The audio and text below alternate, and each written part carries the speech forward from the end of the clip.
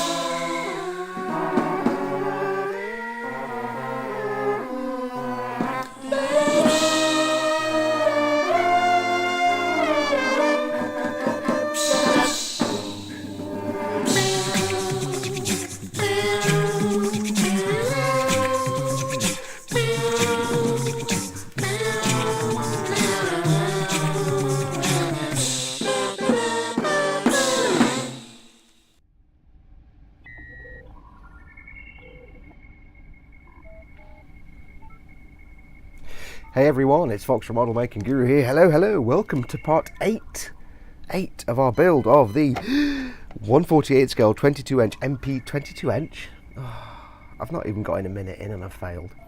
22 inch MPC 148 scale Eagle transporter from Space 1999 for emodels.co.uk. Yes, hello, right, well in the last bit, you remember we got the pod built, the reconnaissance pod, as I found out it was actually called. Now don't worry, you've not missed a bit. I've just gone ahead and primed this and I will show you that shortly. In this episode we're going to start the actual painting gefarten. Not everything. We're not going to be doing the thruster bells or the feet too much or anything like that because they're separate colours and I've got different plans. I'm going to do them later basically. But what we're going to do is get the main fuselage of the vehicle painted. So the first thing we're going to do is get it primed. Now for priming, which I will show you shortly, we are going to be using the UMP Ultimate Primer water-based acrylic polyurethane self-leveling surface primer in black. Now I am setting myself a challenge here doing it in black, but it's the only one I've got that I can airbrush. I did get some rattle-cans of Tamiya primer and I was going to do it outdoors, but now is October and the weather is just effectively biblical Ming. So yes, it's airbrush. So this is the one I've got. Ultimate Primer, it's really awesome stuff. It's exactly the same as Steinal Res from Badger or Ammo by MiG One Shot. They're all the same product, they're just different labels. So Steinal Res is the original. We're going to be using this and I will crack on with that in a moment. Then we're going to do some little fiddling around. So let me go and get everything ready and we'll do the priming first. Okay, so let's crack on. We've got our primer here. And we're going to basically put it straight in the airbrush. No thinning, just straight into the airbrush cup. Now if you're working with an airbrush, I'm using an Iwata Neo, or Neo for Iwata. It's a 0.35 nozzle. This primer basically works brilliantly in anything from a 0.3 nozzle upwards. So 0.3, 0.25, 0.4, 0.5 onwards. If you've got 0.2, 0.25, it's not going to work. It's too thick. You could thin it down, but I don't like thinning primers. I feel it affects the way the primer self-levels, and this stuff self-levels beautifully. So I've got it in my 0.35. I've got the pressure on my compressor up to about 22-23 psi, a bit more than normal, just because it is thicker than regular paint, and that gives me a nice smooth flow and a nice even coat. So go a little higher on your pressure than normal. As I've said before, and as you probably know, this primer is beautiful in that you can just put it on really thickly and it will self-level beautifully and give you a nice smooth coat. However, as you can see here, I'm actually building the primer coat up in misty thin layers. I'm not just blapping it on. There's a very good reason for that. Basically, you can see all the details on the top of the modules are covered up by the spine and the bits of ribbing for the spine. That makes it hard for me to get to them. I could just go in full whack with lots of primer and just blap it on there, but the risk is then that I actually get the bits on the modules covered, but I've put so much on there that it's all over the spine, it's pooling, it's running, it's thickly coated and it looks horrible. So when you've got lots of recessed detail or stuff that's hard to get to and you need to work around other bits to get to it, build it up slowly. I don't really show it on camera here, but when I got most of this primed, what I did was went back to the little recessed areas, the hard to get areas, and very, very gently, with my trigger pulled back just a little tiny bit, just misted more primer on till those recessed parts that had been missed basically got primer on them as well. So if you've got lots of recessed details, greebles, things like that, where you're having trouble getting the primer in there, just work it slowly, get most of it done, and go back and very, very lightly brush in the extra details and just build it up slowly. So there we have it. It is all now primed, as you saw at the start. I love this primer. It is so smooth and self-levels beautifully. It's just, you can't mess it up unless you put it on so thick it runs, but you're going to have to work really hard to make a mess of this. Airbrush primers are always tricky because rattle-can primers are brilliant and you're done. Airbrush primers are always tricky, but yeah, now I always used to hate doing it by airbrush, but now I've found this UMP / Steinar Res / Ammo one shot. I love it. Anyway, that's done. I meant to point out, by the way, if you remember at the last episode, we finished with us filling these seams with sprue goo, and the seams along here. Look, nothing. All I did was, before I did the priming, I just sanded them down, and they came out fantabulous. I mean, look at that. Remember how there was a massive seam line right about there, and a little bit of a step? It's just not there. And I hope it comes out on camera, because I know it's black. It's just smooth as a baby's butt. It's just... And that's the beauty of sprue goo. You can use your traditional fillers and other things. Sprue goo is just so easy. Just get yourself some glue, which you've got anyway. Some plastic card or strips of plastic, or even just pieces of sprue from a kit. Just make sure they're polystyrene. Bang them in, let them melt. You've got yourself some filler. So, perfect. So that's done. Now, like I said earlier at the start, kind of set myself a challenge because the only colour primer I had was black. So, we could just go ahead and paint white right over this. But the problem with white is it's the worst colour to paint, and it does tend to pick up whatever colour is beneath it. So if I was just to spray white on here, to get white, I'd have to spray a lot. I mean, probably several coats. Because it's sort of semi-translucent, it will pick up the black underneath, and if you spray white over black, it cools the white, so you get a kind of cool, very, very light grey kind of colour, unless you really pile it on in layer after layer after layer, and then you get white. So it can be a real pain, and I was going to kind of work with some pre-shading on this, but I've been looking at photos of the studio model. There's no real pre-shading on it, so I'm not going to do that. What I'm going to do in this build is kind of work more towards the studio model than the thing you see on screen. So, for example, the studio model is actually quite dirty. It's scruffy and grubby, and so you don't really see that on screen. It just looks white. So we're going to kind of work more towards the studio model than the fictional vehicle, as this model kit is a model kit of the studio model, not a model kit of the fictional vehicle. So we're going to do that. So we are just going to paint it basically white. We're not going to worry about pre-shading. However, if I just paint straight white, it's going to come out kind of with a blue tint to it. So what I'm going to do first is paint a neutral colour, or well, a slightly warm colour, not necessarily neutral, but a colour over the top just to block out the primer so it's not going to affect the white so much. And for that, it doesn't really matter what colour you use. You could use a medium grey or a light grey. I'm going to use Deck Tan XF55 because I had a couple of pots of it. So I have my little dropper bottle full of Deck Tan. I've added some thinner to it. We'll go ahead and get this coated. Now, like I say, I'm not going to worry about pre-shading, so we're just going to paint it. So I'll go and get the spray booth ready, and we'll do the next bit. Okay, so we're starting, and as you'll see when I'm doing this, I'm building it up in thin, misty coats. Always when you're spray painting, always build colour up in thin, misty coats. That's the trick to a good finish, avoiding runs and bubbles and pooling and things like that. Don't just stick paint on. The only exception to that, like I say, is the UMP primer, because that stuff you can't get it wrong. Now, in terms of Tamiya paints are too thick to be airbrush neat from the pot. Now the thing is, you will hear a lot of people give you all the best information in the world about exactly how to thin various paints. Tamiya needs to be 50-50 with thinner and paint. Other paints need different mixing ratios, 70-30, 60-40. Ignore that. It doesn't need to be that complex. Airbrushing is complex enough if you're just starting out. The trick is, when you're mixing a paint, get it to the consistency of skimmed milk.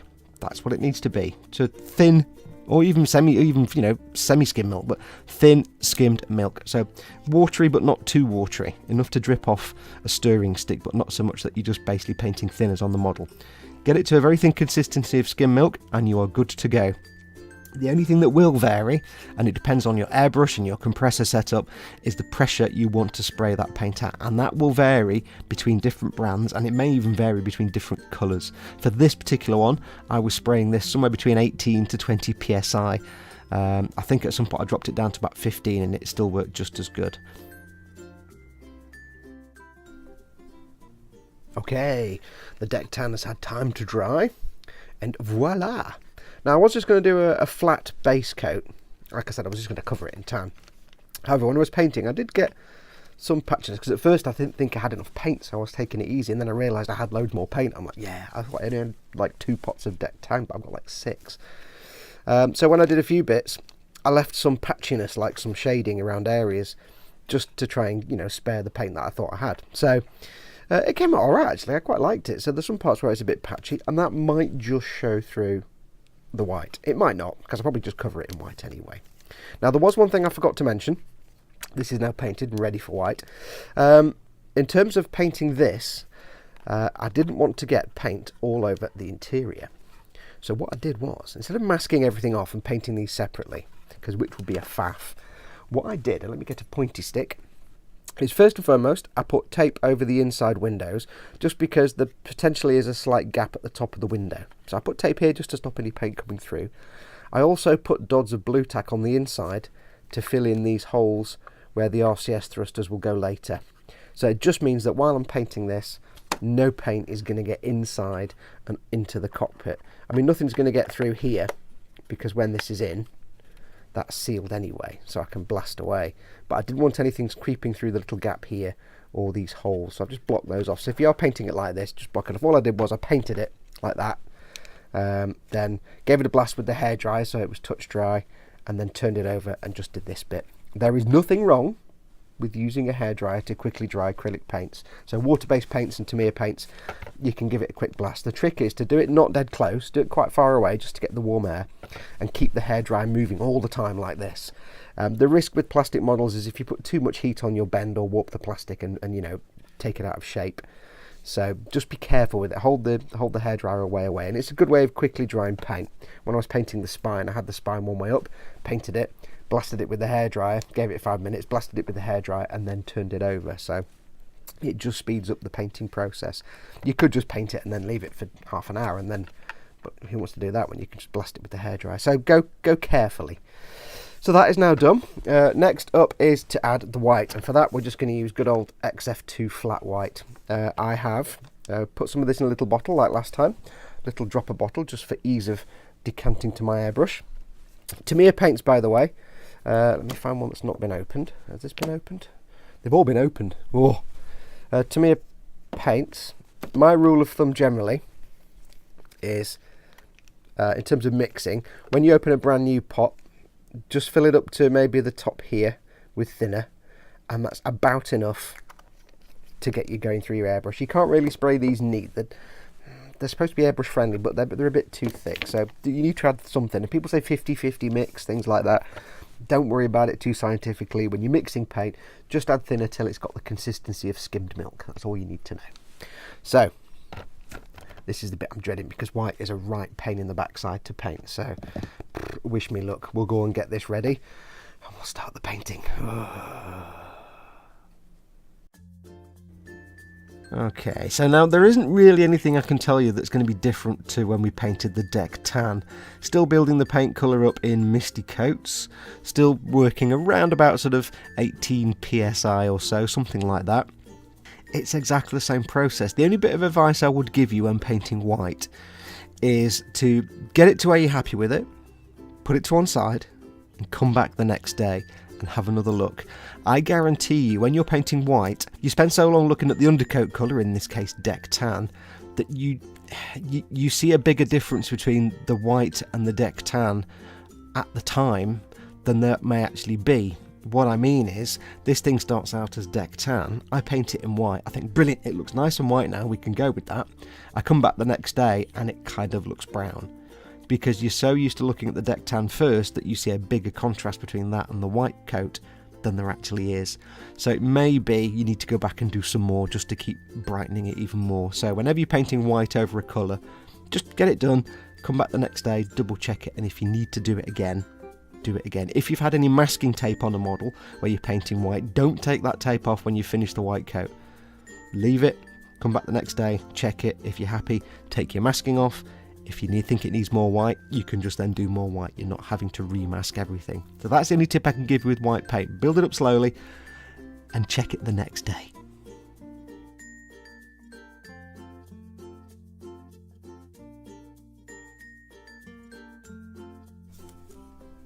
Okay, so this jumble of stuff should tell you that the white is now done.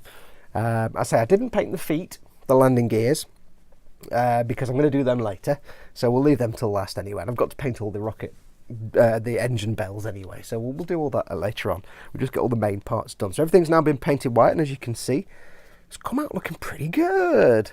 Now, when you're painting white, you'll have noticed me doing this a lot with the brush. Hopefully it came out on video. I did painted one bit, but hopefully you saw me doing this with the brush. I've learned over the years, I mean, I know for a fact, and I will tell you now, that white is the worst possible colour you can paint ever. It's horrible. A lot of people make the same mistake where they want to paint something white. So they get the white paint, and knowing that Tamiya paint, you can just, you know, put it on really thick and it'll dry nice and smooth. They go in, they go, and it's not quite white because of whatever primer colour they've got underneath, because white shows the underneath colour really badly. So they put more on, and they put more on, and then they get a run because it's so thick, it's pooling up and it's all over the place, and they get a bulb at the bottom because the paint just collects. If you're going to get a nice sort of white coat, there's a bit patchy there, but I'm fine with that. If you want a nice solid white coat, the trick is to build it up very slowly in misty layers, but not like you would do with, say, an ammo or a Citadel paint where you do a misty layer and then you go on a bit heavier afterwards. What I mean is, do your mist coat first, and then do another mist coat, and then do another mist coat, and then keep going and just build it up slowly so you can monitor as you're painting how white it is. Now, it is really hard because white paint still stays a bit translucent while it's wet, and as it dries it becomes more opaque. So just go till you think you're happy, stop, let it dry, and then double check it. You can always go back and touch it up later. So don't just blop the paint on in one go. With white, ignore the fact you can slap Tamiya paints on, build it up slowly in misty coats. I thinned, like I said before, I think I thinned it, it was about here with paint because it was brand new. I put about that much thinner in to the top here, and then I had it about 18 psi. But just experiment, but don't do it in one big coat. Misty coats all the way. Now, it did come out in some places because I did it that way. I did end up with some shading, some little darker patches, but that's great, that's fine. It just adds to the effect. I was just going to go for solid white and do everything else, but I thought, no, you know what, there's some patchy there. It just makes it look a bit more interesting, like on these bits. Now, I've had to change my plan. The next step was going to be masking off, mostly on the reconnaissance module on the roof of it, masking off panels to paint them different shades of grey and blue-grey. Because if you look on the filming model, there's little sort of, it's actually quite strong. There's like some really bluey grey panels that kind of sit over the roof and go across the top and stuff. And it's actually quite obvious. However, the happy moment is that in the kit, if you get the special edition of this kit, it actually comes with decals to do that. There's some specific ones for things like the doors and the command module, but then it gives you a whole sheet of just grey and blue-grey and pale sort of grey rectangles that you can use to build up panels all over it. And it does show on the instructions, and when we do the decals I'll show you, but it doesn't notify you what all of them are. You kind of left your own devices. So I don't need to do that. I don't need to do any masking off and painting of different coloured panels because that's taken care of with the decals. So the next step is going to go straight to gloss varnishing. Now, to do this, I've got everything ready. I have attached the engines to the main superstructure. I say attached, they're just snapped in place. If I hold that like that, it's not coming off. But it's not glued in, it's just friction fit, especially with the paint there, it's just friction fit. And I'm not bothered about the bits where there's paint's covered up with the other part, because if gloss varnish on that, because it's going to be covered up anyway, so it's not a problem. So that's on there. That's purely so I can gloss varnish this all in one go and stand it up like that. If I didn't have this on the end, I'd have it mounted on something here, I'd gloss varnish it, I'd then have to sit for 24 hours and wait for it to dry, and then go and turn it over and do the underside, and I can't be bothered doing that. So if I put the engines on, I can have it standing up and I can just gloss varnish the whole thing in one go. So that's ready. For the cockpit, unlike with when we were saying about acrylic paints, that you can paint the top half and then hairdryer it to dry it and then turn it over and do the bottom half. Can't do that with acrylics, again, because they need to cure for 24 hours, because they need to properly self-level and get all nice and smooth. So I've just do these apart. I'll mask off the cockpit, and I'll put something in here to stand it up, and I can just gloss varnish this bit and gloss varnish the back here. Keep those separate. It's all about planning, you see. You have to plan how you're going to do things. We're going to get it all gloss varnished, and we are going to use, or I'm going to be using, my favourite Pledge Floor Care Finish, 2 times more shine. 2 times more shine. You've seen me use it before. You may have Pledge Multi-Surface Wax. It's the same stuff, just the older version. If you're in the US or abroad, it might be called Future or Clear. There's a million different names, but look for Pledge Floor Care Finish 2 times more shine. 2 times more shine. Pledge Multi-Surface Wax, something like that. If you want this one, it's like the latest version. It's the mostly clear, and it's got the little wooden circle, and it says that on there. So I'm going to be using this. You can just use bog standard, normal model making gloss varnishes. The ones from Ammo and from AK and Vallejo are really, really good. Make sure it's an acrylic varnish. This is basically acrylic varnish. It's just an acrylic varnish covering. Don't use enamel or lacquer gloss varnishes because they will eat into your paint and ruin it. Make sure it's an acrylic, and we're going to be airbrushing it on. And this is so we get a nice glossy smooth surface so we can put the decals on, because you want the smoothest surface possible. So I need to leave this to dry now. It's Tamiya paint, so they dry fairly quickly, but I want them to fully cure over 24 hours. Tamiya paints, as I said before, they're called acrylics. They're not acrylics. They're more like lacquers. They're alcohol based, not water based. So things like Ammo and Citadel and Vallejo, they're water based paints. They are acrylics. You can gloss varnish over those after an hour. These ones, because they're alcohol based, I'm going to leave them 24 hours just to fully gas off and let all the stuff. I mean, they are dry, and I could paint over this quite happily, but I want to be absolutely sure before I put the gloss coat on. A gloss coat is a very specific thing. If I was just painting over this, I'd do it after half an hour. Gloss coat, I want to leave it overnight. So I'll leave all this to cure. I'll get those bits masked off. Oh, there's one other thing. Talking about decals earlier on, I had a duh moment. I painted all the pods for the feet, and then I went, oh, fudge. This bit where the foot comes out is supposed to be black. And what I should have done, logically, is masked off the flat surface and then painted the rest white, because I just left it with black primer. However, now I've painted it white and I'm like, oh, flip. Because then I've got to try and figure out how to mask off this bit here on this chamfered edge so I can just paint this black. It's like, oh, bum. But then I realised they actually give you the decals for that in the kit. I know they give you the decals for these bits around the RCS thrusters, but they actually give you decals for these bits as well, black decals. So it's like, yes! Thank you, MPC. I am loving this kit. I am so loving this kit, all the little decals they give you. That's, again, if you've got the special edition like this one. If you get the regular version of this kit, the regular, not special edition, it won't, I don't think, have those decals in. So you've got a lot of the grey panels on here and the black parts for under there. You get the ones for these, you don't get the ones for here. So yes, you may have to do some painting. If you are doing that, paint the black bit first, then do the white. I'm special, what can I say? So anyway, let me show up. I'll go and get everything ready. I'll let this dry for a bit, get everything ready, and we'll do the gloss varnishing. Back in a moment. Okay, the one thing I get asked most often is how to do a gloss coat with Pledge/Future/Clear. Here's my quick 101 tips. First things first, you want a light mist coat. See, I'm moving the brush really fast. This is 2 times normal speed. 2 times normal speed. But I'm moving the brush really fast. I'm getting almost nothing on there. And now what I'm doing is I'm drying it off with just air from the airbrush. The reason you do this light coat, mist coat first is just to do a key coat. So it's something slightly tacky for the next coat to stick to. So do a very, very light mist coat and spend 30-40 seconds, maybe a minute, just giving it some air from the airbrush just to flash it off dry.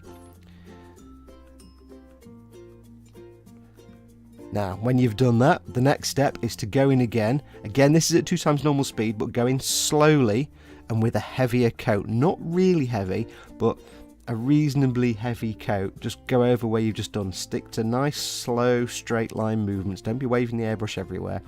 And you're just building up a smooth, thick layer. Again, it's hard to explain how thick, but it's thick that you can see the shine on the surface, but not so thick that it's going to be running down the sides. Just get that coat on there. When that's on, do the same as you did before, 30 to 40 seconds of air, longer depending on how big it is, but basically you want to air dry the whole coat. Now you're not going to dry it, this stuff takes 24 hours to fully cure. All you're doing is you're flashing it a little bit so that it's now not going to dribble anywhere when you add the next coat. If you just keep putting coat and then coat and then coat, you'll just end up it running everywhere. So I'm just flashing it off now, ready to go in with the next coat. So here comes the next coat, and it's exactly the same again. It's a nice, reasonably thick coat, going slowly. Remember, this is 2 times normal speed. Going reasonably slowly and building up a nice, neat, flat layer. Now this stuff will self-level wonderfully. You will go through a lot of it. You can see me refilling the airbrush there. It will dry off, and as it does, it will self-level, and it'll give you a nice, smooth coat. It won't come out as shiny as it looks when it's wet, but the trick is mist coat, thick coat, but air dry between coats. If I didn't do the air dry between this coat and the last one, I'm just then overloading the surface and increasing the risk of it running and pooling. Okay, now it's time for decals. Right, in this kit, this is the special edition kit, remember. There are 2 sets of decals. There's the normal bog standard ones that come with both the special edition, this kit, and the regular version of this kit. And there's also a second sheet of decals that are these beautiful, beautiful cartograph decals. They're really thin and really beautiful. And they are limited to this special edition kit. Now, the way round 2 works is all the decals are the bog standard ones that come with both this and the regular kit. You have to cut the sides of the box off, because all the decal callouts are on the box, as are the paint colour callouts. It is fine, it's just a bit of a pain. It'd be a lot easier if they were actually in the instructions. The cartograph decals are actually called out on the sleeve that goes around the box. And you can see here I've been working on the command module, so I've marked them all off. Now the cartograph decals, they're split into 2 bits. There's lots of little bits and bobs, little panels that are marked on the decal callout and as to where to put them. It's about 30 of those. As well as those, though, there's the whole mess of shapes, dots, lines, and these kind of rectangles and squares that are all to do with panelling, the coloured panels and little bits of detail on the ship. And for these, you just left your own devices. Now on the sheet itself, I have been studying this, and it does have these on here, so I've been following the layout of the different coloured squares and shapes. Now it is a bit confusing because on this, it shows you the model with all the cartograph special edition decals on, as well as some of the bog standard ones. And on the bits that come off the box, it shows you the model made without those decals, but with the standard edition decals on there.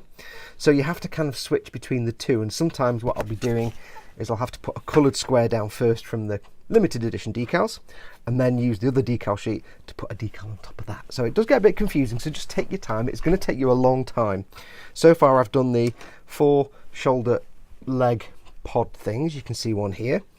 Got all the little decals. Well, not got all of them on there. I've got most of them on there.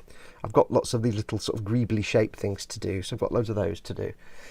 The one thing I will say about the standard decals, the ones that come with the standard edition and this limited edition kit, they're very thick. So yeah, and they're a bit shiny. They'll go away when you matte varnish it and do weathering, but they are quite thick. The cartograph ones, on the other hand, are super sort of thin. They're not delicate, you're not going to rip them, but they are super thin. Now with both the decals, my normal traditional method, as you've seen me do before, is instead of water, to use microset to get the decal off the film, off the backing paper, get it on the model, and then go in with some microsol to bed it down. However, these, especially these cartograph ones, but both of them, they're so... I can't do that method because they just wrinkle up and they get really screwed up. And especially with these cartograph ones here, they're so thin that it's very easy for the decal to fold over on itself. And if that happens, it's not like a normal decal where you can put it back in the water and it'll flatten out and you can pick it up. These ones are so thin that when they fold up, that's it, it's screwed. So you can't do anything with them. So I'm just having to use the traditional thing of water, which you can see down here. I'm having to do it the traditional method. So I'm going to do a couple of decals on here.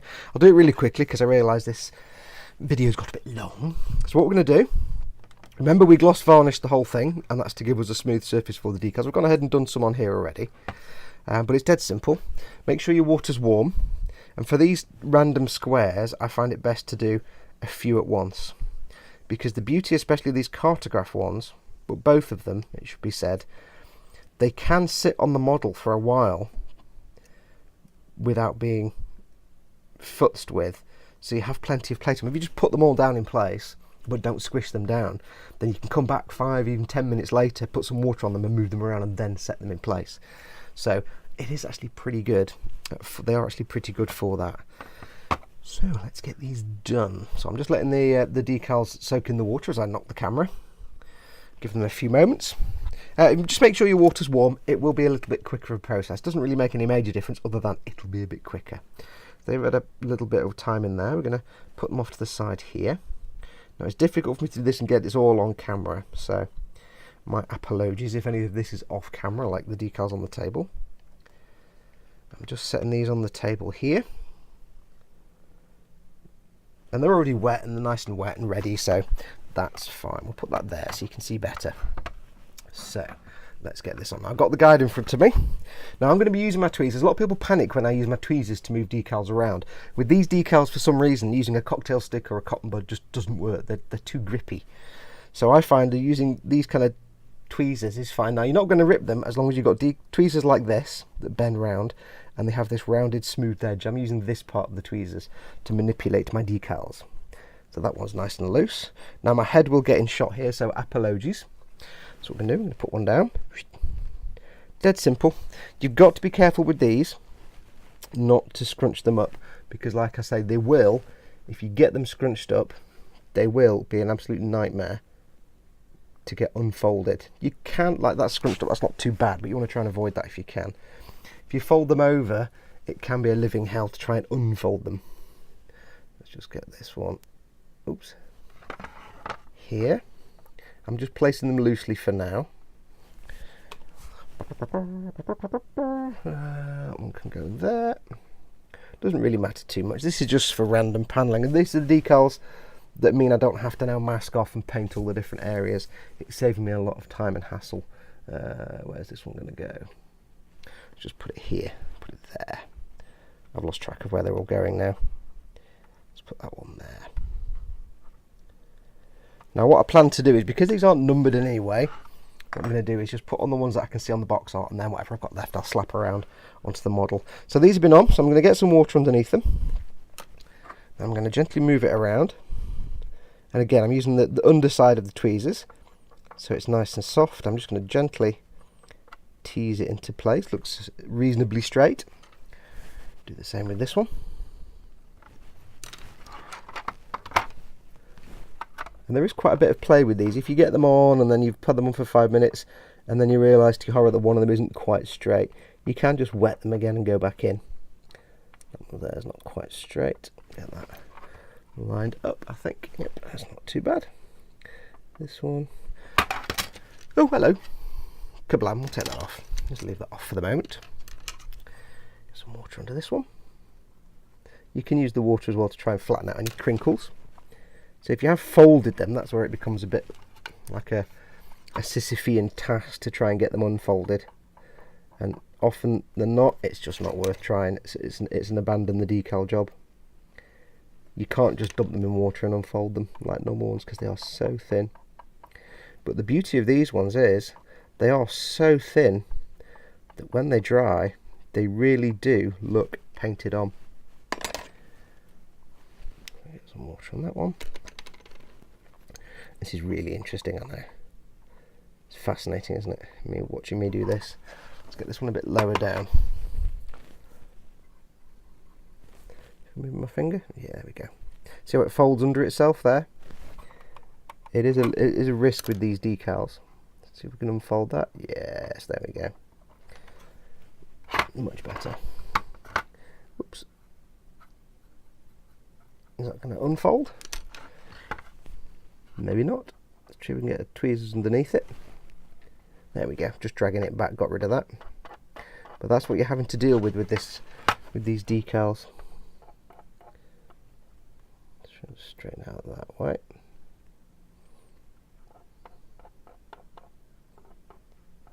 Okay. Just make sure it's straight. Again, it's doing it with eyes, so it's never going to be 100%. You could spend hours trying to get everything nice and straight and lined up. Trust me, no matter how hard you try, there'll always be one that's not quite lined up properly. Okay, so get this one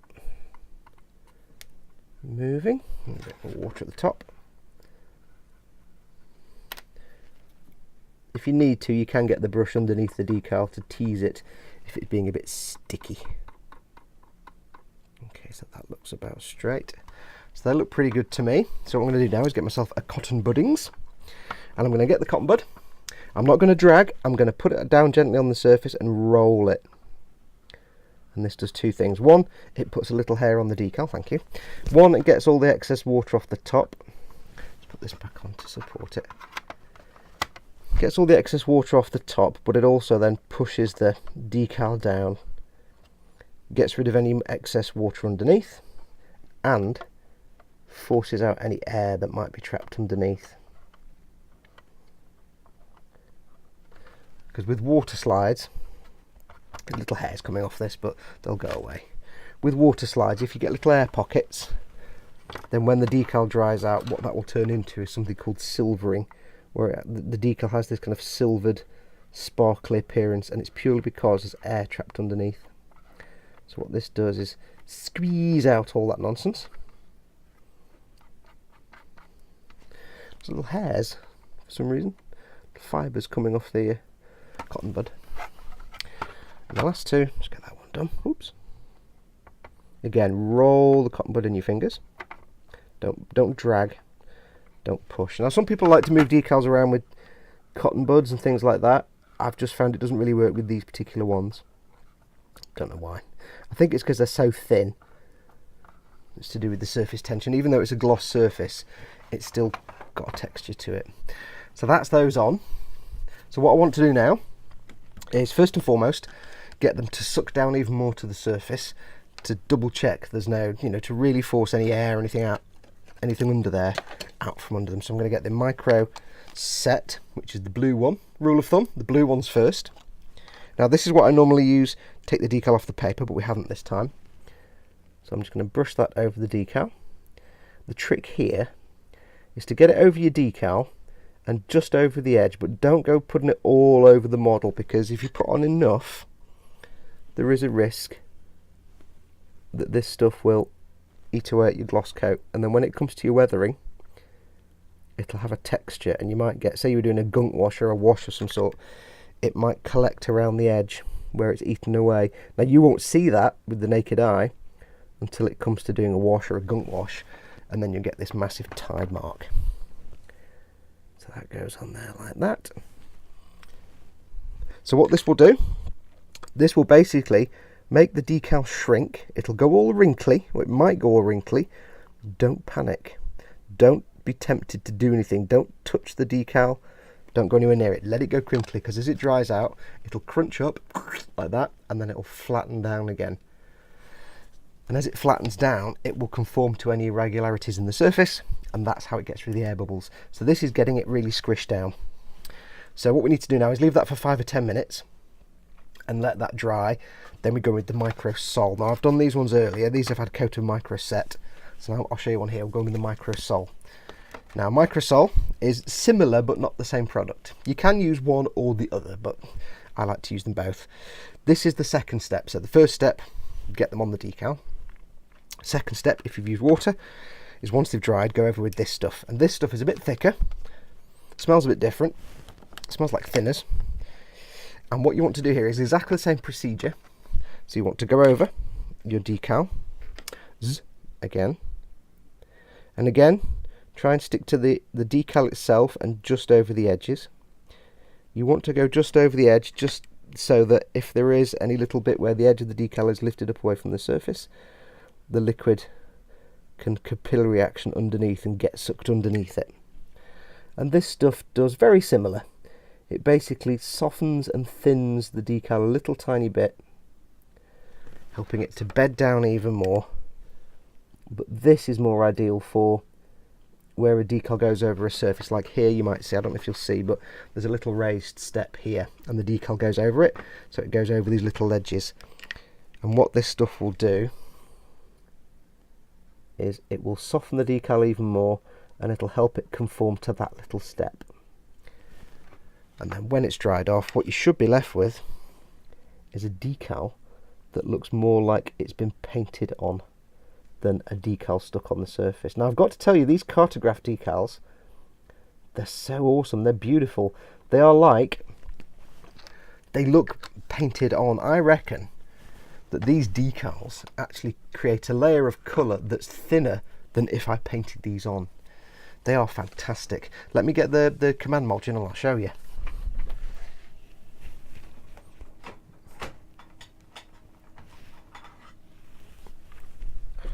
Okay, so here's the command module. That's all been decaled up. And that's all it's had. It's just had the decals and one coat of the micro set and 2 or 3 coats of the micro sol, and you can see it looks gorgeous. It looks brilliant. Now the big difference between the cartograph decals and the standard decals, the cartograph ones are these super thin ones that look like they're painted on or printed onto the surface. They look like screen printed. The ones that come with the kit are thick and shiny, and these are the black ones. You can see them here. They're really shiny, but they're also quite thick. So, I mean, I did have a problem with one of them. This one's come out really lumpy. You can see there the texture. Now the surface was sanded smooth, and there's no air bubbles in there because I've pricked them with pins. So these other ones, they are a bit hit and miss. They can be a bit lumpy bumpy. So, and if there are any irregularities in your surface, say you got like a bit of filler or something like that, it's been sanded roughly, it will show that because it's shiny. But once this is all matte varnished, that shouldn't be as obvious. It'll just look black. So yeah, these are ones from the standard kit as well. You can see how shiny they are compared to these ones, but they're fine. Once they've been, you know, weathered over and gloss varnished, it'll look brilliant. So I now have to go off and do 8 trillion of these decals. There are a lot of them. What I'll do, as I said, I'll go around and do all the sort of shapes and colours that are set on here, where it's got them. I'm just going off this photo, like here. You can see I've got all the shapes on the side of the reconnaissance module. There are some that are called out, specific ones for things like doors, so we'll get all those done. And when we come back in the next episode, I'll have done all that, and we'll move on to the next step. Once I've done all the decals, I'll get it gloss varnished, and then we can crack on with the weathering. That's where we'll start in the next episode. So I shall go and get all these done. Until next time, thank you so much for watching. Do remember to pop along to emodels.co.uk, my sponsors and the people for whom I make this video. Pop along. In my opinion, best UK online model retailer there is. They've got everything you want: kits, tools, paints, anything you need they've got. And as we always say, if they haven't got it, you don't need it. They've either got something better, it's actually just out of stock for a little bit and it'll be back soon, or it's something they don't stock, but they can get it for you if you ask them. So if there is something you want particularly and it's not on the website, drop them an email. They can get it for you somehow, most likely. But do pop along, and also go to the Facebook page, facebook.com/emodels ltd. It's a brilliant little group.